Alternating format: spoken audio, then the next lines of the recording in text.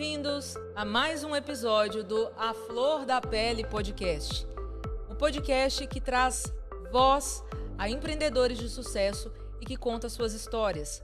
O convidado de hoje é um colega do meu curso de oratória, Gusmão, que é corretor, construtor, palestrante, já foi todas as profissões que você possa imaginar e é para mim uma honra aprender com ele, sem dúvidas. Gusmão, seja muito bem-vindo. Layara, satisfação imensa participar do podcast, contar um pouco da minha história, contar um pouco da minha vida, né? Sou um cara que comecei a trabalhar muito cedo e venho nessa jornada do dia a dia, sempre empreendendo. O empreendedorismo está no meu sangue desde criança. Eu sou nascido em Matipó, Minas Gerais, cidadezinha do interior, e logo em seguida eu mudei para Caratinga, aos 11 anos de idade, e ali eu já comecei essa jornada no ramo de empreendedorismo. Meu pai tinha uma empresa grande e ele visualizou que eu poderia montar um comércio para mim. E aí ele montou um pequeno comércio, uma pequena lanchonete, onde ali eu comecei a vender salgados, refrigerantes para os funcionários da empresa dele e também os mecânicos, que tinha muitas oficinas mecânicas ali em volta. E ali eu iniciei. E meu pai meio que me administrava, sempre falava: Gusmão, vendeu algo, não pega o dinheiro e gaste, porque tem que comprar, suprir o estoque. E assim eu comecei essa jornada. Então, o empreendedorismo está na veia. Você pode dizer assim. O empreendedorismo está na veia. Eu falei com você mais cedo aqui, Gusmão, e eu tenho comentado já com as pessoas mais próximas. A ideia desse podcast, quando me perguntam, é justamente trazer pessoas conhecidas, pessoas que eu admiro, empresários que começaram há pouco tempo, empresários que começaram há muito tempo, pessoas que faliram ou pessoas que tiveram negócios muito prósperos, enfim, mas que estão nessa luta pela vida autônoma, né? Que não estão fugindo do CLT. E quando eu escuto a sua história, me contar que desde os 14 anos, né, você começou a sua trajetória, cara, isso é muito surreal. Hoje em dia, a gente não vê um jovem de 14 anos fazendo tudo isso que você já fez. É verdade. Hoje os valores mudaram um pouco, né? Mas eu sempre com essa garra, tive também dificuldades, quebrei algumas vezes, mas eu trago isso comigo, sempre ressurgir das cinzas, sabe? Às vezes, pela falta de experiência, inclusive nessa pequena lanchonete, depois eu migrei para um bar maior, tive um bar em um clube da cidade de Caratinga, aí o movimento já era maior, mas nessa época, aí o poder subiu a cabeça, pouca experiência, é a época que o Skank estava estourado no Brasil. Então foi feito um show do Skank e eles me deram a responsabilidade de fazer o bar, sabe? Então nós montamos ali 6 barracas gigantes dentro do estádio Dr. Maninho, em Caratinga. Isso com que idade? Isso com 16 anos. Baita E responsabilidade. baita responsabilidade. E ali o Skank estourado deu público assim gigantesco e eu vendi gigantemente. E entrou muito dinheiro, só que daí eu comecei a me perder com esse excesso de lucratividade, achava que o dinheiro era todo meu e acabou que quebrei. Gusmão, mas veja bem, quando você conta que seu pai abriu uma lanchonete para você, isso para mim é genial porque poucos pais têm esse vislumbre hoje de não, principalmente pessoas com uma certa condição, comerciários, né? Muitas vezes vai querer dar o melhor estudo para o filho ou vai dar uma boa mesada para ele, mas poucos fazem o que seu pai fez, né, de entregar a vara e não entregar o peixe. E aí, quando você conta que aos 16 anos você assumiu grandes responsabilidades, pensando num cenário atual, 16 anos é um menino ainda, Sim. é um adolescente. Naquela época, o seu pai supervisionava ou não? Ou você já era independente? Meu pai supervisionou logo no início, né? Na pequena lanchonete. Sempre ele me orientava, vendeu uma bala house, pega o dinheiro, compra outra, para você, porque o dinheiro ainda não é seu. Então, você vai usar esse dinheiro após o lucro real que você vai ter. E me supervisionou. Depois, logo em seguida, uns 2 anos após, eu já segui meio que a carreira solo, porque o empreendedorismo já estava na veia, já comecei a buscar altos negócios, negócios maiores, e assim, aí já meio que por conta própria. Eu acho também que aí eu errei, eu poderia ter ficado mais próximo do meu pai, sabe? Porque eu teria supervisão dele, e ele era muito dedicado a me ensinar, muito comprometido, meu amigo pessoal, infelizmente hoje não está aqui conosco, mas me ajudou muito nessa parte do conhecimento e do ensinamento. E o seu pai teve negócio a vida toda? Meu pai sempre foi comerciante, tinha uma loja de ferro e aço lá em Caratinga, então sempre foi empreendedor também. E por que não trabalharem juntos? Nunca surgiu essa possibilidade, essa ideia? Aí a culpa foi minha. Eu quis avançar novos ares e meio que deixei de lado. Então, assim, faltou um pouco de responsabilidade por minha parte e eu paguei durante a vida por isso também, porque eu tenho certeza que se eu tivesse ficado ao lado dele e seguido os conselhos dele, haja visto que ele tinha uma empresa consolidada e eu já era um cara assim bem inteligente, bem inovador, eu teria feito a empresa crescer muito mais desde que eu acatasse as ordens dele. Então eu fui um pouco rebelde e paguei por esse preço, mas logo em seguida eu consegui me sair lá na frente. Mas Deus nos perdoa enquanto somos ignorantes. E naquele momento você era um menino, você era um adolescente. Mas eu acho muito bonito a postura e a atitude do seu pai de te dar liberdade ao mesmo tempo, né? Ele não te coagiu a assumir o negócio, nem que você ficasse ao lado dele. Ele te deu liberdade para voar e muita coragem da sua parte também de tão jovem, né? E querer ser mais, tão ambicioso. Exatamente. E um conselho que eu dou para os jovens de hoje, né, que ouça mais os conselhos dos pais, porque o pai sempre quer o bem, né? O pai sempre está de olho para que o filho cresça.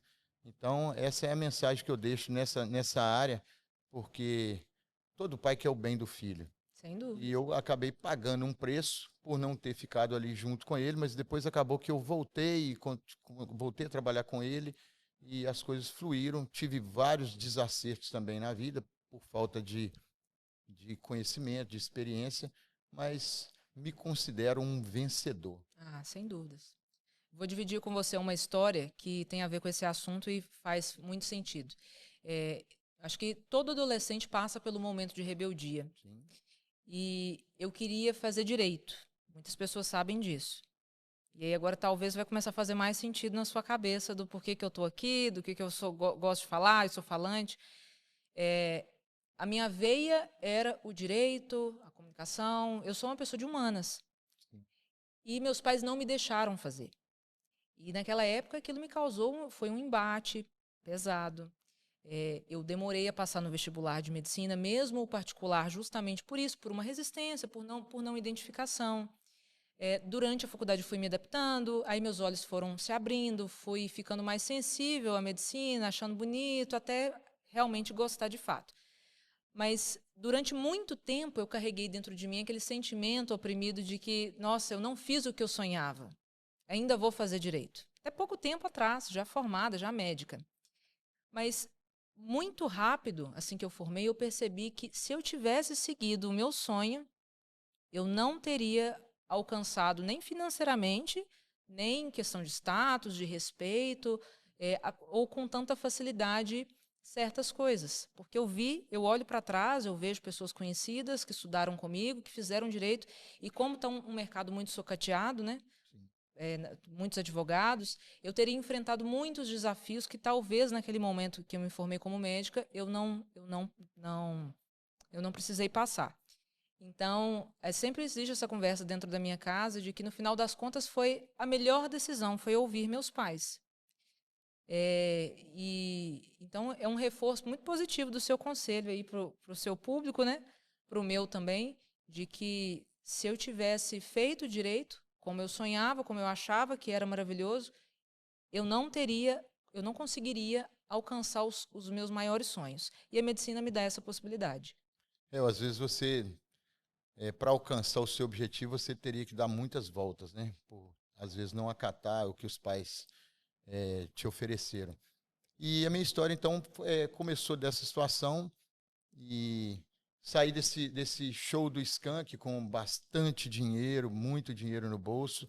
e comecei a me perder, gastar excessivamente, e acabou que depois não deu certo a situação do bar. E aí eu comecei uma nova empreitada, assim, um desafio gigante. Eu comecei a ir ao Paraguai. Naquela época, o Paraguai estava em alta. E eu morava em Caratinga, namorava e conheci um amigo. Eu não tinha dinheiro para nada nessa época. Ele falou, não, eu te empresto alguns dólares e você me paga. Aí eu falei, poxa, mas eu não tenho dinheiro para passagem. Não, você dá um cheque. Tem cheque? Tem cheque. Dei o cheque para passagem e fomos. Eu recordo como se fosse hoje, que era uma época véspera de Natal, então a fiscalização estava muito grande no Paraguai. Uhum. E fomos, eram um dia e uma noite de viagem, e cheguei lá bastante tumultuado, eu fiquei bem impressionado com aquilo, mas me adaptei e comecei a trazer mercadoria. Aí tive uma grande ideia, naquela época surgiu as máquinas fotográficas, naquela época não tinha celular, não tinha, o mundo digital não existia, né? E eu peguei uma máquina daquela e tirei foto dos produtos lá na própria prateleira lá do Paraguai, eu tirava foto e pedi um fotógrafo para revelar e fiz um catálogo. E ali eu tive a ideia de sair nos comércios, oferecendo. Aí De eu vendia, Caratinga? de Caratinga e região. Aí eu já comecei a expandir para a região. Fazia ali a regiãozinha pequena. E você vendia o quê, por exemplo? Eu vendia fita cassete, eu vendia filme Fuji, aqueles filmes de máquina fotográfica hoje nem existe mais, Uhum. brinquedos. Então, nessa área toda, tudo que um comércio precisasse e tinha lá no Paraguai, eu já vinha com o catálogo, fazia o pedido, tirava o pedido, fazia a lista e ia para o Paraguai. Voltava, separava aqueles produtos todos em sacolas, tudo bem feitinho, colocava no carro e saía entregando. E você fazia um estudo assim dos fornecedores, dos lojistas da região? Assim, olha, eu posso ir visitar a loja do colchão, a loja de tecidos, a loja de câmeras, e aí eu vou procurar esses produtos específicos. Ou você fazia o contrário, você achava os produtos e depois A primeira, oferecia. a primeira viagem minha foi na época do Natal, então eu trouxe muito brinquedo. Automaticamente eu consegui vender para as papelarias e para as mercearias, porque naquela época tinha muita mercearia pequena e todas as mercearias vendiam lá boneca e carrinho e tal. Então eu peguei esse nicho e consegui. Aí automaticamente eu comecei a atender mercearias, supermercados e papelarias, esse nicho aí, expandi para uma região bem grande. E essas indas e vindas duraram quanto tempo? Duraram 2 anos, média de 120 viagens 120. consecutivas. Caramba, hein? Então era uma viagem a cada 2 semanas. Era 2 viagens mês. Ia uma semana, voltava, na outra semana entregava e na outra sexta voltava novamente. Inclusive eu casei e tive minha lua de mel. Eu cheguei da lua de mel já desci dentro do ônibus e parti o Paraguai. Ai, meu Deus do céu. A vida é. Muito boa essa história. E nessa época você tinha um CNPJ? Não, não tinha Era CNPJ. bem na informalidade Era mesmo. bem na informalidade.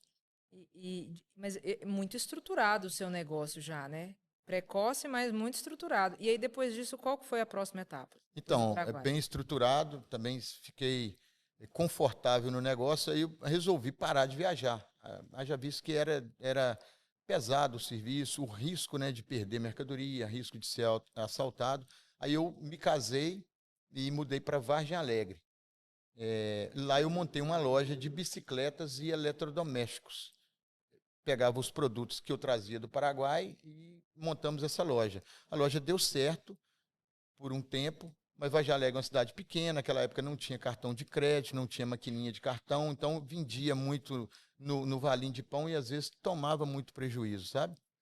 E fiquei em Vargem Alegre até o ano de 2001, eu vim para Caratinga, para Ipatinga, com uma outra história fantástica de superação, onde iniciou a minha jornada no Vale do Aço. Você e suas histórias. Conte que eu estou preparado. Eu e as minhas histórias. Essa loja em Vargem Alegre, como eu já quebrei várias vezes, né, tive esses problemas, eu iniciei. Meu pai um dia falou comigo, rapaz, você está numa cidade pequena, essa cidade é pequena para você. Procura uma cidade maior. E ele falou com essas palavras, com essa convicção, por que você não vai para Ipatinga? Aí aquilo ficou gravado na minha mente, sabe? Eu falei, mas eu vou para Ipatinga, o que eu vou fazer lá? E eu já estava numa situação financeira meio que precária também. eu peguei uma motocicleta emprestada com um funcionário meu da loja e falei com ele, rapaz, me presta essa moto, eu vou começar uma nova jornada com ela e você não tem habilitação ainda, daqui 1 ano eu te dou uma moto nova e te dou habilitação. Aí tá feito. E ali eu coloquei uma gaiola na motocicleta, uma grade mesmo, e comecei a comprar sacolinhas plásticas. Da onde que surgiu essa ideia? Essa ideia surgiu porque eu sempre tive na minha mente que eu precisava de trabalhar com um valor agregado. Por exemplo, se eu vender uma bala, ela custa R$ 1. Às vezes ela dá uma margem de porcentagem alta, de 100%, mas se eu vender uma bala por R$ 1, eu vou ganhar R$ 1, vou ficar com 2, então o valor agregado foi muito pouco. Então eu pesquisei sobre as sacolas e eu vi que um pacotinho de sacola custava R$ 50. Então, se eu ganhar 10% em um pacote de sacola, eu vou ganhar R$ 5. Então, veio nessa ideia de valor agregado. Como eu não tinha uma estrutura boa para mim começar, eu comprei alguns pacotes de sacola e saía de Vargem Alegre às 5h30 da manhã, com a motocicleta, com a sacola, com a grade na garupa, e vinha e chegava aqui em Ipatinga sem conhecer nada em Ipatinga, e chegava nos comércios, já tinha uma certa experiência do Paraguai, que eu abordava as mercearias, então eu comecei. E às vezes eu voltava com a gaiola cheia de novo, vendia nada, mas nunca desanimei. E de acordo que as coisas, eu fui perseverando, eu consegui tirar, daí a pouco começou a faltar, porque eu atendia os clientes que estavam esperando o produto chegar da indústria, então ele comprava muito mais barato na indústria, mas estava faltando o produto na loja, então eu tinha para atender de imediato. Então, eu já estou pegando vários insights poderosos aqui com essa fala. Primeiro, buscar produtos. Você buscou um produto que, assim, se fosse pensar em vender produtos hoje, que não é meu ramo, eu vendo serviço, Sim. eu ia pensar em algo assim de estética, de beleza, algo muito requintado. Você foi buscar algo que todo mundo precisa. E valor agregado alto. Segundo ensinamento é esse. Sim. Você aumentar o ticket médio. Exatamente. Porque às vezes eu ganhava uma porcentagem menor, mas o ticket médio ficava alto, então dava um faturamento legal no final do mês. Então essa foi a minha ideia e ela deu super certo. Eu comecei em 2001 e logo em 2002 eu já comprei um lote. Aí logo em seguida eu já trouxe a minha esposa para cá com um filho pequeno, alugamos uma loja, moramos dentro dessa loja e consegui vender o fundo da loja que a gente tinha lá em Vargem Alegre, peguei o dinheiro todo, apliquei todo em estoque e ali eu já comecei a atender uns clientes maiores, como os supermercados melhores da cidade e também as mercearias. E tive uma grande sacada que fez toda a diferença nessa situação. Eu vendia no pega um e paga o próximo. Por exemplo, eu chegava no cliente, oferecia a mercadoria, aí o cara falava assim, mas eu já compro, já tenho fornecedor. Eu falei assim, não, vamos fazer o seguinte, você vai me ajudar, eu tenho filho pequeno, estou aqui, né, para te vender o produto de qualidade, e eu vou te dar um crédito, e você, na próxima semana, na hora que você me comprar de novo, você paga essa antiga. Aí eu consegui fazer essa rotatividade, sabe? Eu vendi só a primeira vez a prazo, e aquela notinha, quando eu chegava na outra semana, eu vendia de novo, porque o cliente já estava com a fidelidade comigo, aí eu apresentava outra notinha, então começou a girar o negócio e girar com mais intensidade. Isso seria como se fosse uma... Você fez isso no seu comércio, na sua loja de Vargem Alegre. Sim. Que é como se fosse um... Lá em O nome Vargem Alegre disso não deu. Naquela crediário, né? Crediário, exatamente. Estou tentando lembrar o nome. Você usou a expressão que vendia na notinha de pão. Isso, é o valinho de pão. A gente chama de valinho de pão. Isso. E por que ali deu certo? E lá em Vargem Alegre não deu certo? Lá em Vargem Alegre não deu certo porque eu vendia para o consumidor final, né? E às vezes o consumidor final gerava muita inadimplência. Como aqui no Vale do Aço eu vendia para o comerciante já é mais estruturado e ele precisava da mercadoria, de comprar mercadoria na outra semana para ele girar. Então virou aquela amizade, além dele ser meu cliente, virou uma amizade. E assim eu cresci muito no ramo de embalagem. E na verdade, quando você entregava para eles o produto, você entregava então em quantidades menores, certo? Então, ele não precisava descapitalizar exatamente grandes valores ele não precisava de ter grandes estoques, porque se ele tem grandes estoques, ele tem que começar a preocupar com a saída disso, com o cliente Exatamente. final, enfim, com o Capitaliza produto. Então, você os ajudava e eles e me eles te ajudavam. ajudavam. Eu estou aqui anotando, na próxima entrevista eu tenho que trazer um papel para poder anotar. É história longa. Anotar. Não, mas as histórias estão com insights poderosos. Ó, produto comum, ticket médio, pronta entrega e facilitação do pagamento. E uma outra coisa que tinha dificuldade, naquela época não tinha WhatsApp, não tinha celular, então era na base do telefone. O que que eu criei? Eu falei, eu vou criar um 0800. Ah, meu Deus. Eu vou criar um 0800 porque o cliente não está me ligando. E interessante, eu fiz um adesivozinho, sabe, com o nome da empresa e o 0800. E chegava no cliente, olha que interessante, chegava no cliente, às vezes ele não me comprava, não era cliente ainda, eu entregava ele a etiquetinha, o cartãozinho. Aí o cartãozinho eu percebi com o tempo que ele botava debaixo da gaveta. Então ele não ia usar o meu número, porque guardou, não vai ver mais. Falei, eu vou fazer diferente, eu vou fazer uma etiqueta. E comecei a entregar a etiqueta. Aí na hora que eu entregava a etiqueta, ele guardava do mesmo jeito. Eu tive uma outra sacada, eu vou entregar a etiqueta descolada. Aí eu entregava o cara a etiqueta. Aí a etiqueta colava Muito no bom. dedo e ele disse, eu colo na testa, colava ela lá. Aí Aham. no outro dia, às vezes, aconteceu várias vezes. O cliente falava, cara, aquela etiqueta que você me entregou, deu vontade de bater em você. Só que eu preguei ela na parede. E agora são 5:30 da manhã, eu estou abrindo a minha padaria e eu estou precisando da sacola. Eu falei, estou chegando. Então, assim, aí surgiu essa ideia do 0800 e as coisas foram fluindo, aí a empresa ficou grande. Ficou grande a ponto de eu montar uma indústria para fabricar a própria sacola e aí eu quebrei novamente. Por quê, meu Deus? Tava tudo indo tão bem. Estava tudo indo tão bem, mas eu tinha problemas com fornecedores, eu dominava o ramo de sacolas no Vale do Aço e resolvi, ideia de Jerico, comprei os equipamentos, uma indústria até grande, comprei a indústria em Governador Valadares, uma indústria já rodando, com o intuito de tocar essa indústria lá e continuar com a distribuidora aqui. Mas uma semana após que eu comprei essa indústria, a gente foi pesquisar melhor, apareceu vários passivos trabalhistas nessa indústria. Então eu fui orientado, você vai ter que tirar essa indústria de lá o mais rápido possível, porque o ex-patrão, o ex-proprietário, ele não acertou com os Entendi. funcionários. Então, na verdade, indiretamente, Eu tive que você. tomar as providências, porque eu fechei o negócio com ele, ficou acertado dele pagar os funcionários, porém ele não pagou. E aí eu trouxe essa indústria para o Vale do Aço. Eu tinha muita experiência em venda de sacola, venda de embalagens, mas zero em experiência em indústria. E quando você comprou essa indústria, você teve uma assessoria de um advogado? Quem que te acompanhou nesse processo? Porque eu penso hoje assim que, como a gente tem muito acesso à informação, hoje a gente dá um Google, uma pesquisa no chat GPT rápida e a gente pode, inclusive, fazer um contrato de negócio ou ter uma orientação nesse sentido.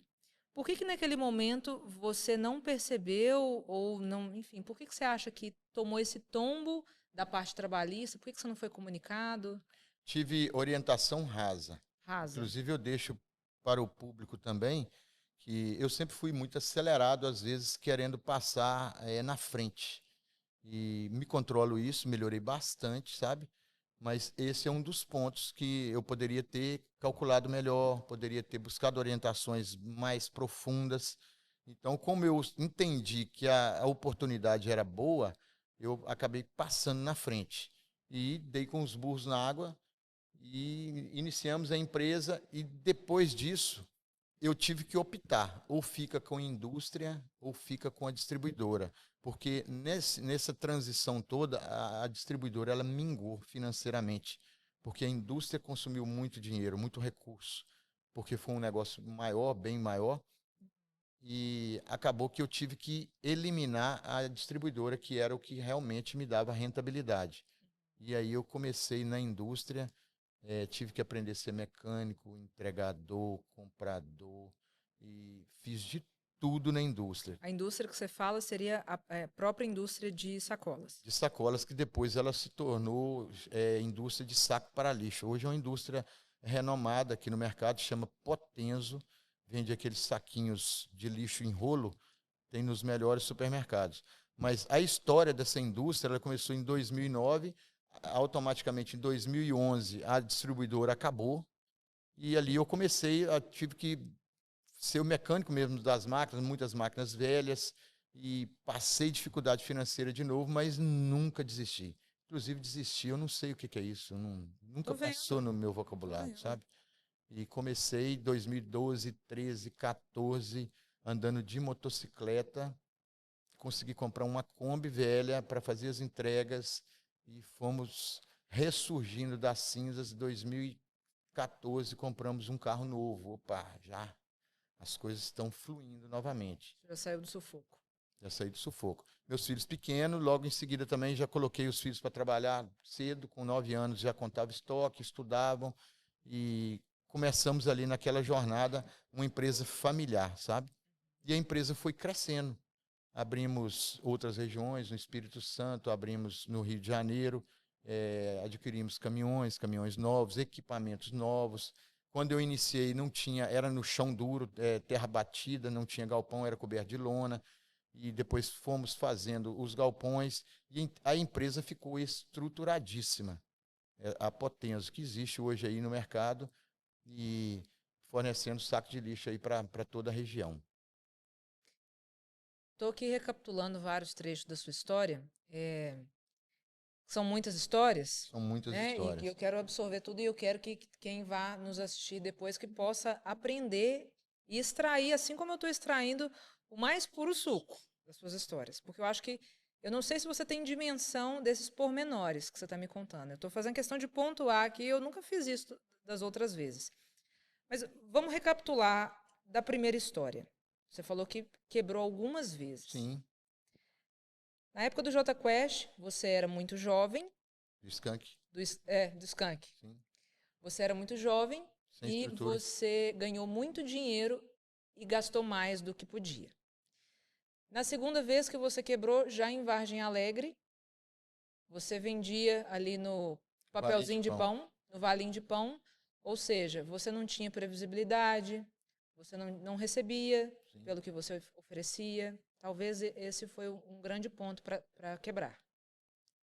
No terceiro momento da indústria, você tomou uma paulada com a parte trabalhista, burocrática, ou seja, foi o grande momento de você assumir o papel de empresário mesmo, não de empreendedor mais, Sim. de empresário, à frente de um CNPJ. Então, você tomou uma porrada diante das burocracias. Ali faltou a experiência, porque voltando lá atrás, hoje eu não era para ter começado a indústria. Era para ter continuado com a distribuidora, que estava fluindo. Inclusive, com a distribuidora, iniciou-se o projeto que hoje eu sou construtor, sou corretor, palestrante. E a história também da construção, ela começou lá na distribuidora, porque a distribuidora ela estava com rentabilidade bacana, uma empresa super organizada, e eu consegui fazer um prédio com 12 apartamentos. Foi um dos primeiros prédios do bairro Cidade Nova. Investimento para locação. Naquela época não existia Minha Casa Minha Vida, então as pessoas se alugavam com mais facilidade e tinham uns bons clientes. Então eu fiz esse prédio com a rentabilidade da empresa, um investimento. Então, naquela época, um cara igual eu, que não tinha estudo, eu tinha a distribuidora e consegui fazer um prédio com 12 apartamentos, foi um passo gigantesco. E naquela época você entendia o que de construção? Não entendia nada, mas aí meu pai às vezes dava um suporte e contactava um engenheiro, fiz meio que na coragem. Mas fazia né? dentro das normas técnicas, consegui fazer. E aí partimos para a indústria, tivemos que acabar com a distribuidora. E a indústria fluímos, assim, deu muito trabalho, máquina velha, quebrava demais, e caminhão na estrada. E em 2018 eu já comecei a focar mais na construção, porque a minha ideia era sempre passar o bastão para os meus filhos. Eu tenho um casal de filhos, Amanda e Gustavo, então eles já vinham trabalhando comigo desde os 9 anos de idade, eles têm 5 anos de diferença um para o outro. Então, assim, sempre foram muito trabalhadores, muito guerreiros, e então estudavam e ajudavam ali, contando estoque, fazendo as coisas de adolescente, mas sempre trabalhando.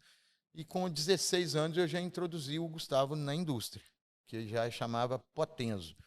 E logo em seguida, 5 anos depois, inclusive o Gustavo foi emancipado para entrar na indústria, porque ele era de menor.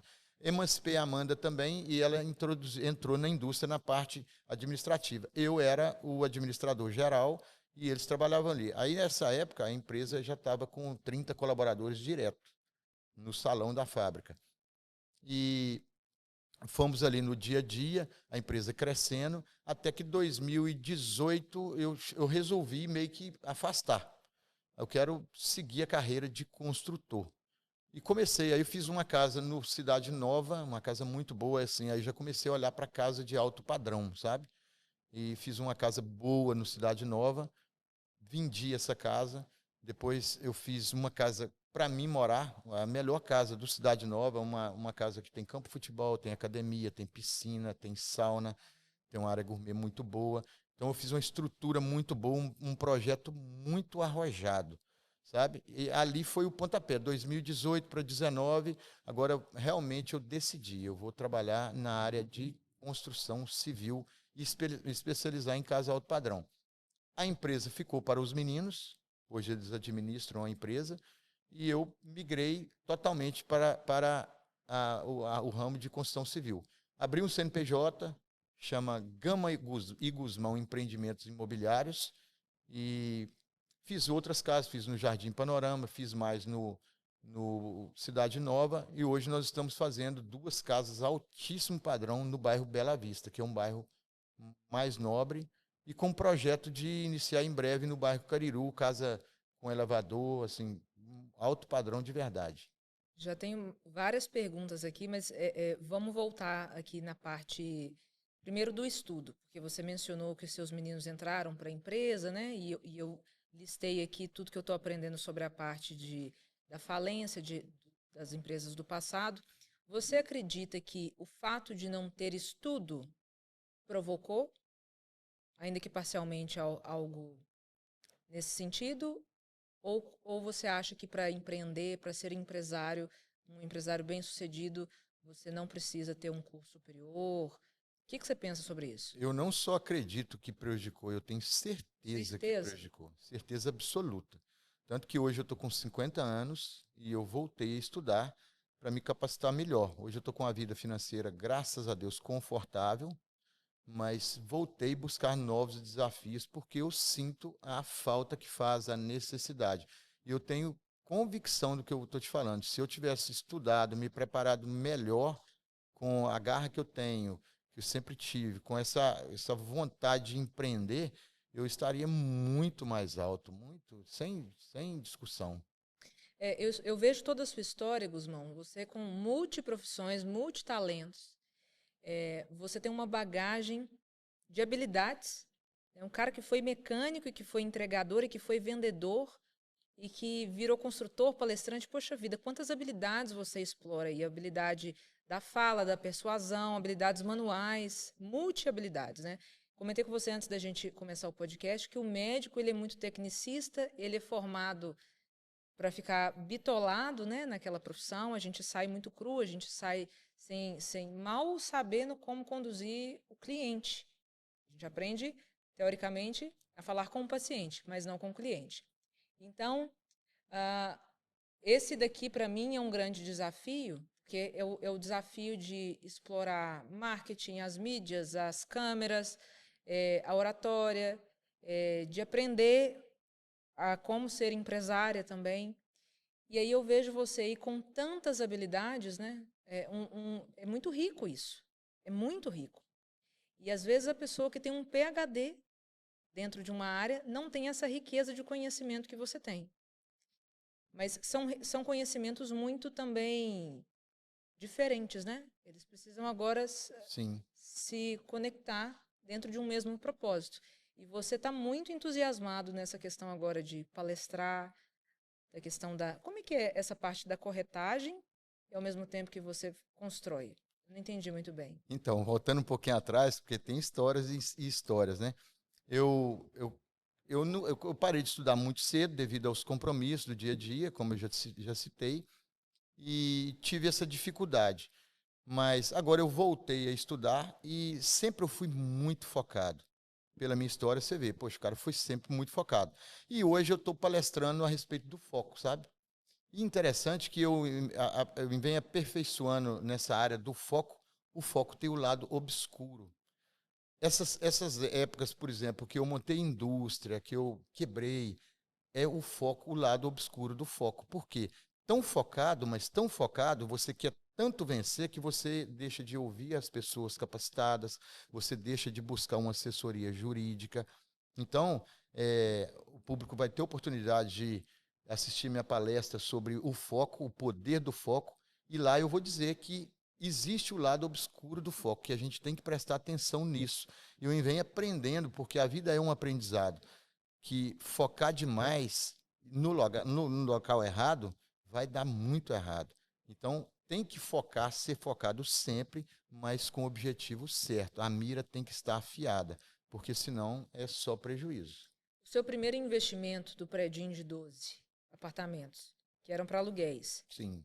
Hoje, você ainda tem esse predinho? Você vendeu? Como é que foi a trajetória dele? Esse predinho, depois eu vendi e investi na construção civil, investi na indústria também e Então, alavanquei. foi Foi ciclando. ciclando Isso. para poder dar continuidade nos Exatamente. Hoje empreendimentos. o prédio eu vendi ele todo, tem outros empreendimentos, tem galpões, que também investi um pouco nessa área, para me estruturar um pouco, sabe? Porque penso também no futuro, né? Quando, Estou te perguntando disso porque você está falando de foco, e aí a gente pode até mencionar a questão de foco financeiro, né? Então, hoje você não depende de uma fonte de renda só, não depende da rede, como durante muitos anos da sua vida você teve. não depende. Focado 2 anos num projeto, depois de mais 4, 5 anos no outro projeto. Hoje você tem vários projetos acontecendo ao mesmo tempo. Exatamente. Essa bagagem toda, esses prejuízos todos, trouxe uma grande experiência. E estudando essa parte do foco, buscando mentorias, como você disse, buscando orientações com pessoas capacitadas, eu me preparei melhor. Então, hoje eu vivo um pouco, tenho rentabilidade com aluguéis, aluguéis de galpão, tenho a corretagem. E interessante que a corretagem surgiu agora recente. Eu não tinha o estudo, e eu tive uma grande virada na minha vida há pouco tempo atrás, nós vamos falar sobre isso, e eu tinha apenas sexta série. Poxa, tudo que eu vou fazer precisa de segundo grau. Tudo. Por Vai, exemplo, o quê? qualquer tipo de curso, um curso técnico, vai fazer qualquer Entendi. coisa. Então eu esbarrei nisso ao longo da vida. Eu fui treinador de futebol também, Meu Deus. amador. Inclusive eu ganhei inúmeros títulos na região de Patinga. Temos o Kelvin hoje, que é o melhor jogador do mundo no futebol society. Trabalhou muito comigo, ganhamos vários títulos juntos. Levei o time de futsal do Ipatinga no Brasileiro em São Paulo, no Campeonato Brasileiro, nós ficamos em sexto lugar. Então, assim, tem uma grande bagagem no ramo, na área do futebol amador também. Mas eu quis fazer um curso para me profissionalizar e ser um treinador profissional. Haja visto que todos falavam, cara, você tem bagagem, você tem conhecimento, você é o cara. E eu esbarrava na falta de estudo. Quando eu fui me matricular, precisa de segundo grau. Aí eu não consegui, aí tinha muito compromisso, acabou que eu não fazia. Não concluí o segundo grau. Nessa grande virada, que foi agora em novembro para cá, eu tomei uma decisão e falei, não, agora vai. E eu concluí o segundo grau e tirei o Cresce e comecei como corretor e já fiz várias vendas aí, vendas de valor agregado bem relevante. Pessoal de casa, já vou adiantar um recado que eu deveria dar no final, mas vai ficar aqui no meio do vídeo mesmo. Se você conseguir deixar nos comentários desse vídeo a quantidade de profissões que ele já contou aqui, eu não consegui, eu já perdi as contas. Conta aí, assiste o vídeo até o final e conta quantas profissões o Guzmão já teve. E o ganhador vai ganhar um Pix dele, já estou dando por conta dele. Vai ganhar R$ 50 e vai na palestra dele do Foco. Pode comentar que estaremos lá. Inclusive, a palestra tá agendada para dia 24 agora, uma Esse palestra mês? desse mês. Onde vai ser? Estamos analisando ainda, mas bem provável que deve ser lá na VoxU, onde eu estou fazendo o curso de oratória. E assim, um desafio atrás do outro, coragem para vencer o medo sempre. Eita, muitas histórias. Não para. Muitas histórias. Você falou aí sobre a grande virada. O que tem mudado na sua perspectiva de vida, no seu norte, recentemente, que há 1, 2 anos atrás não era assim? Então, com esses quebra e levanta, quebra e levanta, quebra e levanta, eu acabei conseguindo, devido à minha garra e comprometimento, me estabilizar financeiramente. E construí essa casa no Cidade Nova, uma casa, uma mansão. Então, eu estava morando numa mansão própria, uma vida financeira controladíssima. E de um mês para o outro, a chave caiu, virou. Minha vida virou de cabeça para baixo. E eu tomava cerveja, gostava muito de cerveja. E não sou contra a ninguém que beba, tá? Mas desde que seja com responsabilidade. Eu me perdi um pouco e comecei a rodar os bares da cidade. Na verdade, eu me separei e comecei a ficar vagando pelos bares da cidade. Um convite aqui, um convite ali, um outro convite. E um belo dia eu estava me arrumando para sair e olhando no espelho. Isso é verídico, viu, Layara? Eu olhando no espelho, pronto para sair. E quem me aparece de lá? O foco. E assim, foi uma conversa de mano a mano, sabe? E o foco, através do espelho, me disse o seguinte: cara, você, Gusmão, está com 50 anos, conquistou muita coisa na vida, ralou no mundo, foi no Paraguai, teve loja de tudo enquanto é jeito, teve múltiplas profissões, e você vai perder tudo, cara. E foi uma conversa longa, sabe, uns 40 minutos. E no meio da conversa, eu estendi a mão assim para o espelho e falei assim: cara, eu pressupondo que era o foco mesmo, e falei, cara, a partir de hoje eu vou te dar trabalho. Você vai ter problema comigo, porque eu vou virar minha chave. E daquele dia para cá, eu fiz um compromisso com o foco. Eu virei amigo íntimo do foco. Então, eu parei de beber, eu emagreci. Hoje, eu pesei hoje, eu emagreci 16 quilos devido a comprometimento com alimentação balanceada, exercício físico, todos os dias. E voltei a estudar, concluí o meu segundo grau, tirei o Cresce. Eu fiquei confinado dentro do quarto durante 5 meses, 4 meses. Confinado, convites, tem muitos amigos, bons amigos, tem um bom relacionamento com todos. Convites, vamos sair, vamos fazer isso, vamos fazer aquilo. Não, irmão, não vou. Cara, mas você vai ficar depressivo. Vou não, cara, eu não vou ficar depressivo. E comecei a estudar. Aí conheci a Vox U, me matriculei para melhorar os meus criativos de Instagram. E ali surgiu a grande ideia de virar palestrante. E comecei a dar umas palestras, o pessoal começou a gostar. Poxa, você tem potencial. E estudando, e hoje continuo estudando e continuo concentradíssimo, sem distrações. E digo também para quem está nos assistindo, o foco, que se ele for bem aplicado, ele é tudo na vida. Então, mantenha-se disciplina, foco, concentração, sem distrações, porque o sucesso, ele está louco para nos abraçar, mas a gente tem que ter o comprometimento e querer abraçar o sucesso, porque muitos dizem aí, eu estou focado. Está focado, mas não deixa de sair para uma balada, para investir nos estudos, não deixa de não tem coragem de virar uma madrugada para estudar melhor. Você é médica, você sabe, você vai se aperfeiçoando todos os dias tem novidade no seu ramo. E às vezes não é porque você é médica, porque você pode abandonar os estudos e falar assim, eu sei, porque vem novidades, você fica para trás. Então eu estou nessa pegada, vou continuar até os últimos dias da minha vida com essa garra, essa determinação, essa vontade e quero ser amigo, quero não, eu vou ser amigo íntimo do Foco sempre. E a palestra está pronta. A palestra A está palestra, pronta. sem dúvidas, vai arrasar. A palestra está pronta. Tive um desafio grande, gigante, né? Domingo, sábado pela manhã. Assim, a coragem também faz muito parte da minha vida, né? Acordei para caminhar, 6:30 da manhã, pego o celular, um áudio. Tem uma palestra gigante hoje na Mirra Cosméticos, palco profissional, e eu queria te fazer um convite para fazer a abertura. Você está preparado? Eu te confesso que na hora eu falei, poxa, não tem nada preparado. O medo quis tomar conta de mim. Eu falei, eu nasci pronto. E fui para o Parque Ipanema, fechei ali, eu vou para a palestra e vou fazer a abertura. Fui para o Parque Ipanema e estudei aquela palestra ali, correndo sabe, adrenalina lá no teto. E saí, cheguei lá, fui o primeiro a apresentar e Deus pôs a mão, arrebentei. Foi muito gratificante, muito gratificante. Ver assim as pessoas olhar e falar, poxa, cara, você arrebentou. Isso é prazeroso demais, sabe? Isso eu deixo novamente para quem está nos assistindo. Mantenha a disciplina, porque a vida passa muito rápido. E não é porque você está estudando muito, você está comprometido, porque você vai ter pouca qualidade de vida. Porque você consegue estudar, você consegue trabalhar, você consegue fazer muitas coisas e com a qualidade de vida lá no alto. Isso é a mensagem que eu deixo para as pessoas que estão nos assistindo, sabe, Layara? Guzmão, eu falei com você mais cedo também.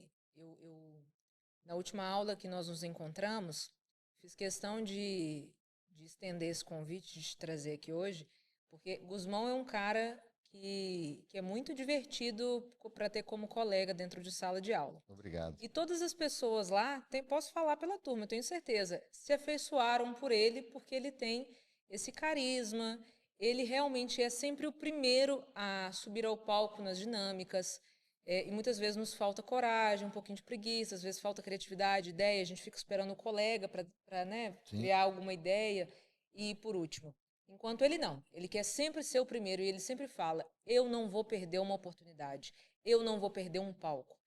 E isso é muito inspirador, porque nós temos uma turma muito diversa, nós temos jovens, adultos, senhores, homens, mulheres, empresários, CLTs, e ouvir agora com mais profundidade sua história, né, conhecer um pouco mais da sua realidade, dos seus sofrimentos, das suas conquistas, isso me inspira ainda mais, porque muitas vezes me faltou essa coragem. Muitas vezes, mesmo sendo elogiada, motivada por alguma habilidade, alguma característica minha, como comunicação, por exemplo, eu me esquivei de um palco, de uma oportunidade, por não me achar merecedora, por uma vergonha, enfim, coisas que eu não sei nem explicar. É autossabotagem. Então, esses últimos dias têm sido grandes ensinamentos. Quando você me contou que foi convidada às 6 horas da manhã para subir no palco e você falou, meu nome é pronto, cara, isso é muito legal. Isso é muito legal, isso é muito forte. Porque a procrastinação, ela, se você se deixar, ela toma conta da gente, né? Toma conta, sem dúvidas. Então, inclusive, nessa jornada minha de exercício físico, porque antes eu fiz alguns exames, aí o colesterol deu alto, porque tomava cerveja e não cuidava da saúde, mas não tinha força para fazer exercícios físicos continuamente. Com a grande virada, eu comecei a fazer os exercícios contínuos, mas a procrastinação começou a me pegar. Mas eu falei, cara, eu tenho que usar uma estratégia. Eu sempre fui estrategista, eu vou usar uma estratégia que eu vou passar por cima e eu vou dar um nó nela. E qual foi? Fazer cedo, cara. Fazer cedo. Fazer cedo. Porque às vezes que eu deixei para a noite está moído, cansado, e não dá conta de fazer, tem curso. Então, o que hoje eu já fiz? Isso é bem legal e importante você ter trazido já essa pauta, porque eu já tinha uma pergunta para te fazer nesse sentido, mas para mim foi mais ou menos a mesma situação. Acho que todo mundo que tem essa virada no sentido de atividade física, de saúde, aconteceu algum perrengue ou com a pessoa ou com alguém próximo para acordar para a vida, né? Sim. E em dezembro eu percebi que eu estava com sarcopenia. Sarcopenia é quando a gente está com a massa muscular abaixo do esperado.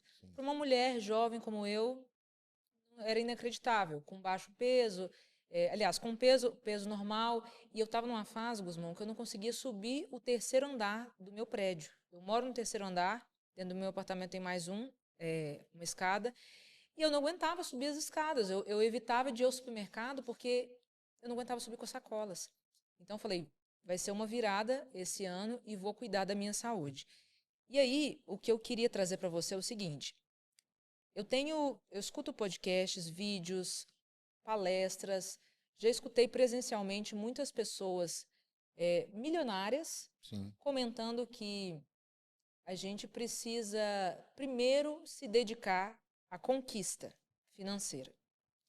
E eles contrapõem muito o argumento dos coaches, das pessoas que pregam uma vida saudável, uma vida equilibrada, como a que você sugeriu agora, dizendo que a história dos grandes milionários, por exemplo, um Flávio Augusto, um Thiago Nigro, ela começou a ser saudável depois que o cara estava estabilizado, depois que a família estava organizada, a empresa estava bem sucedida. Mas eles dizem e eles pregam que não tem como você acordar às 5 horas da manhã, fazer aquele, eles chamam de aterramento, né? Agradecer a natureza, oração, meditação, depois fazer atividade física, tomar o seu shot, e toda aquela cultura saudável e ainda ser próspero financeiramente. Isso, para mim, eu não cheguei à conclusão do que eu acredito, te confesso. Hoje, eu tenho percebido uma melhora no meu sono, uma melhora em toda uma qualidade de vida muito melhor, seguindo alimentação, atividade física. Mas aí eu queria ouvir de você. O que você pensa hoje? Aos seus 50 anos, você começou a buscar uma vida saudável e atlética, Sim. depois de estar financeiramente organizado, depois de estar estável. Você acha que há 20 anos atrás, no meio do caos, no meio da pauleira, daquela trajetória das idas e vindas do Paraguai, das idas e vindas entre Vargem Alegre e Patinga, você teria conseguido pensar ou executar uma vida saudável? Com certeza não. E aí, como fazer então?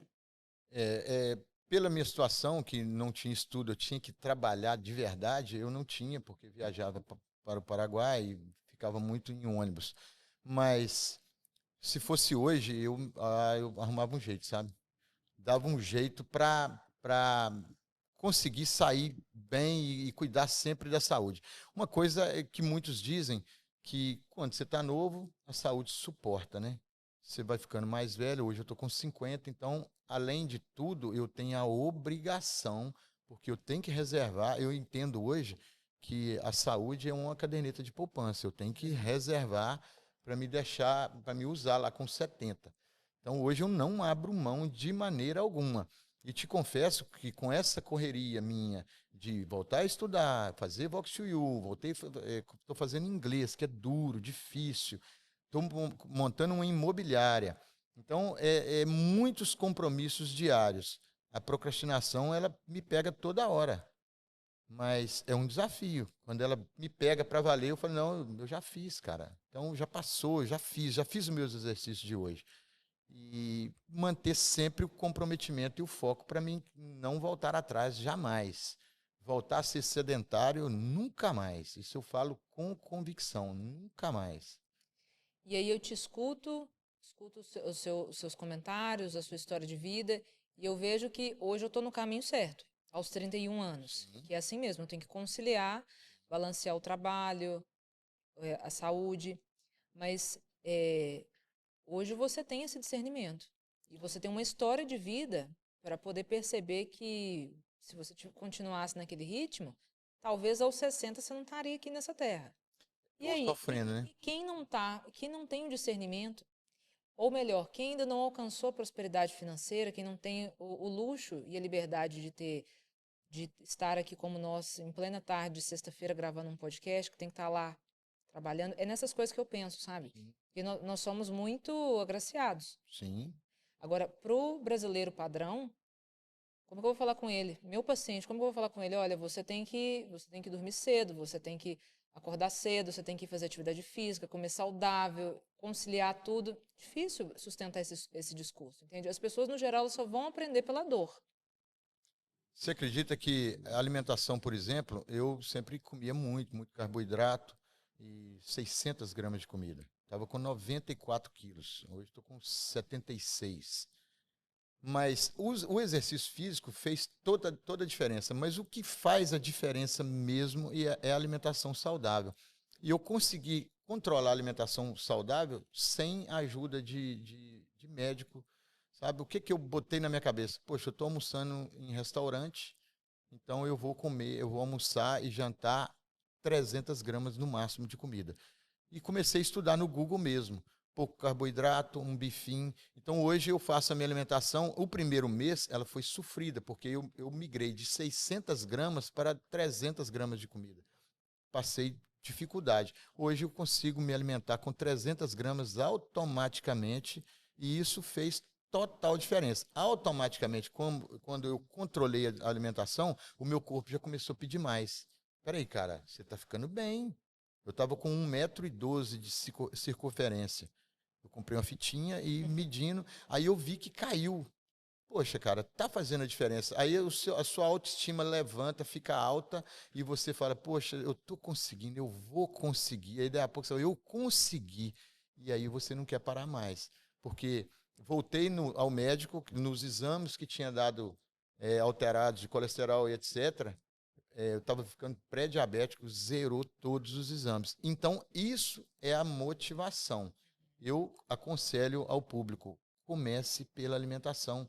Às vezes, sem acompanhamento mesmo, mas faça uma alimentação balanceada, menos peso, menos carga de carboidrato, para que você consiga aí sair firme, forte e saudável. Gusmão, você tem uma longa trajetória nessa estrada aí, mas você é um jovem garoto, você sabe, né? Com Obrigado. 50 anos, para um homem, a vida útil dele é muito longa. Sim, Facilmente você vai chegar no 100 aí, nesse se Deus ritmo. quiser. E aí você falou a palavrinha que mais me encanta, né? Autoestima. Você, nessas preocupações todas, assim, do novo, você tem se preocupado com estudar inglês, oratória, preocupada com Tô tudo, com lendo. ler, né? Você se preocupa com a sua estética também? Então, tô começando a me preocupar, porque tá tudo muito novo, né? Mas tô trabalhando nessa área, tô buscando acompanhamento, sabe? Pessoas para me auxiliar nessa parte e vou a fundo nisso aí para mudar também um pouco. Eu não quero deixar de ser eu, sabe? Manter o meu perfil, não quero nada exagerado, mas vou cuidar sempre da minha estética, da beleza em si, né? É, hoje eu estava, inclusive, gravando um vídeo mais cedo com Cambly, que está aqui, minha social media. Não sei se você viu uma reportagem do Cristiano Ronaldo. Sim. Você viu? Que falou, ele fez um estudo sobre a idade celular dele. E ele é um cara de 40 anos que tem uma idade celular de 28,9 anos, quase 29 anos. Então, por conta dessa ferição, 12 anos a menos do que a idade real dele, ele postergou a aposentadoria dele. Sim. Agora ele quer se aposentar lá perto dos 60. Como que é absurdo, né? Como que hoje a medicina evoluiu tanto, as técnicas diagnósticas, e ele investe quase que 5 milhões por ano na saúde, na estética, treinos pesados, alimentação regrada. Então você vê que isso é uma tendência de agora, dessa geração de agora. E você está criando a consciência para o novo, mas é um novo que está muito aquecido, né? E, e a gente falou de estética, estética também é autoestima, estética também é saúde. Né? Com Não só certeza. peso, não só alimentação, a gente tem que se cuidar como um todo, principalmente quando a gente lida com o público. Você vai fazer uma negociação, vender uma casa, se preocupar com a roupa. Com certeza. Imagina se chega o corretor lá todo desconjuntado, com aquela pele toda brilhosa, parecendo que dá É, para fritar um ovo, com certeza. todo descabelado. Não pode, tem que estar todo organizado. Né? Mas o interessante é que uma coisa puxa a outra, né? Quando eu comecei a perder peso, a me adequar mais, me sentir melhor, aí você já vai olhando as outras partes. Então, já entra no currículo ali, você quer cuidar de cabelo, de rosto, você quer cuidar do corpo inteiro, de roupas, né?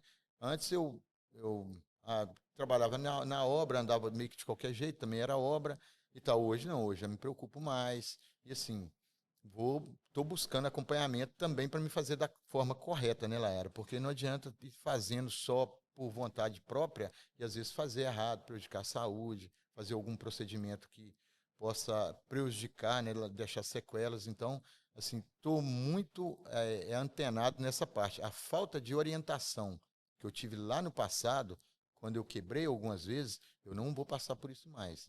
Porque qualquer coisa que eu for fazer, que for uma mudança meio que drásticas, eu vou buscar conhecimento e orientação de profissionais capacitados. E o profissional Gusmão de hoje, qual que é o maior desafio que ele enfrenta nesse momento da vida, do mercado?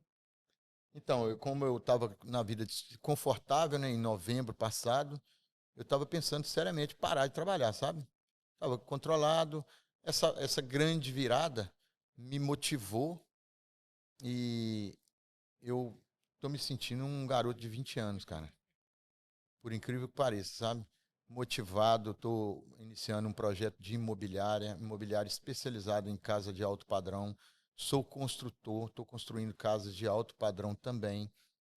Tenho imóvel no Espírito Santo para locação temporária e venho buscando assim conhecimento com muita vontade e estou mergulhando nessa área da palestra. Eu tenho vontade e convicção que eu vou dar palestras em palcos gigantes por aí.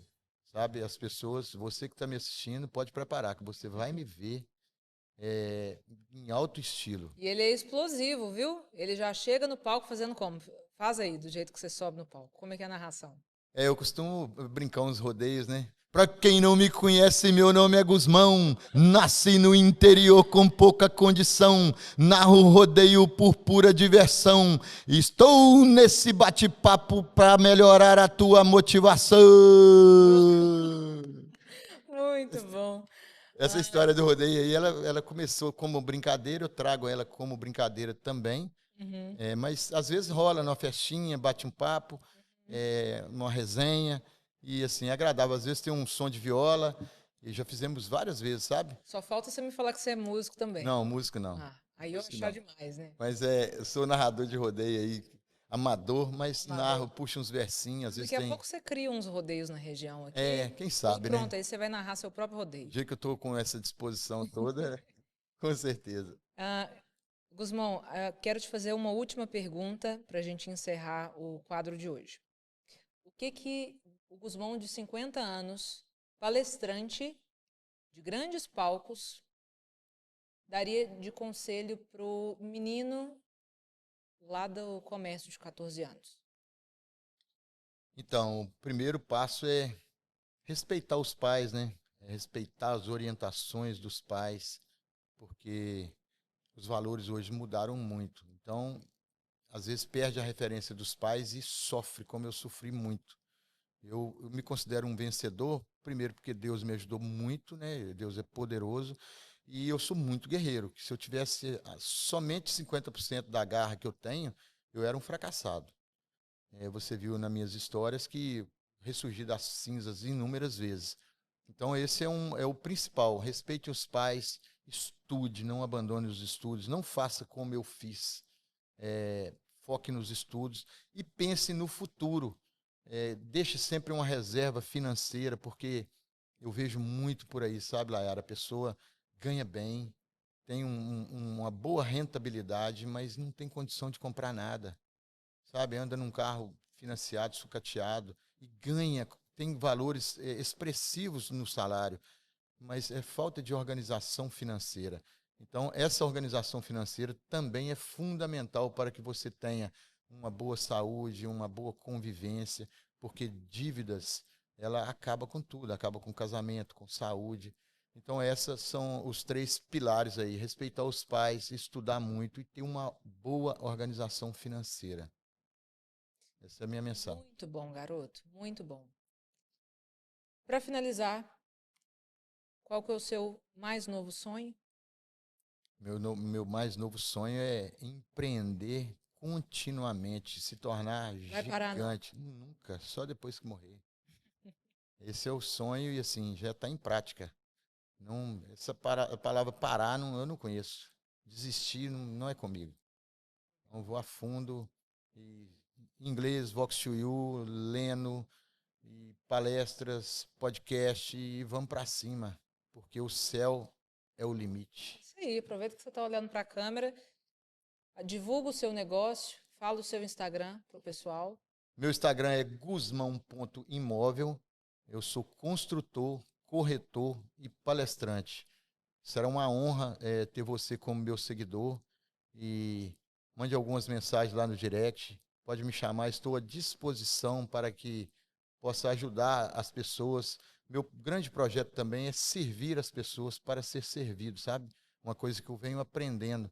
Então, estou aí à disposição, pode contar comigo. E estamos juntos nessa nova jornada e nos encontraremos breve, se assim Deus nos permitir. Gusmão, eu adorei.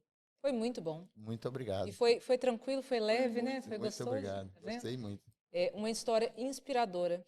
Obrigado. Você tem muito a contribuir para mim, para os nossos colegas, nos palcos. Eu não tenho dúvidas que o seu sucesso nos Obrigado. palcos vai acontecer, tá?